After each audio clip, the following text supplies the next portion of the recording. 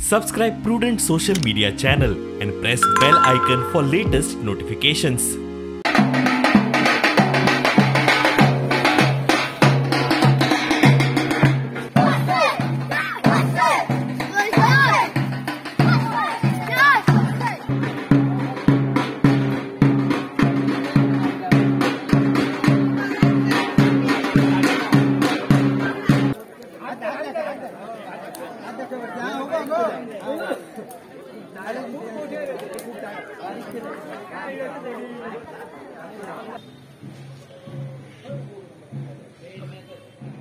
शिगमोत्सव असा तो येता जास्तीत जास्त माझ्या उत्सवांचं करून घेतलं अशी प्रचिती दाखवून बराच सगळं आपल्याला सगळ्यांना माहिती आहे जागतिक कोरोना संकट सगळीकडे होतं, त्यामुळे प्रत्येकाकडे बंधने होती.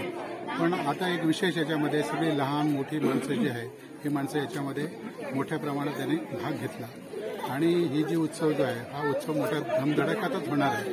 कारण गेल्या 2 वर्षाचं जे एकंदरीतची परिस्थिती होती ती परत परिस्थिती निवळलेली आहे. आमच्या ह्या गावात हा होळी उत्सव पूर्वापासून साजरा करत येतोय. सगळे महाजन गावातील लोक आणि एकोपाने हा उत्सव अगदी आनंदाने साजरा करतो. शनी पौर्णिमेला कोरगावची वार्षिक होळी होते. तिकडे जिकडे होळ्या आहेत ना तिकडे आम्ही सगळे वाजंत्री वगैरे घुमटं वगैरे वाजवितो जाऊन. होळीच्या तिसऱ्या दिवशी देवळात येतात आणि त्या दिवशी खंडोवणी पडतात. त्याच्यानंतर मग 2 दिवसांनी आमचं मांड बाहेर जाता. प्रत्येक जे लोक मानाचे असतात त्यांच्या घराकडे मान जावप आणि देवाकडे जावप आणि त्याच्यानंतर मग 7व्या दिवशी शिगमो सोंपता.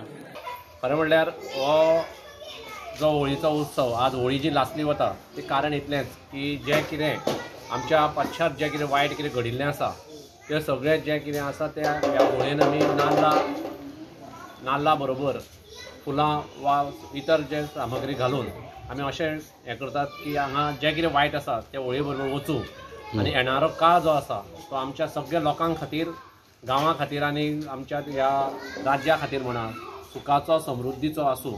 ही जी होळी केली वता ती थंडेचो दीस वचून गरमेचे दीस चालू जाता तेन्ना शेतकऱ्यांक सुद्दां ताचे पासून तांच्या शेतींतल्यान बरें पीक मेळचें हो उद्देश धरून जें कितें वायट आसा तें होळयेंतल्यान वचूं आनी लोकां खातीर आनी शेती जमनी खातीर बरे दीस येवं हेंच आमी देवा कडेन मागता.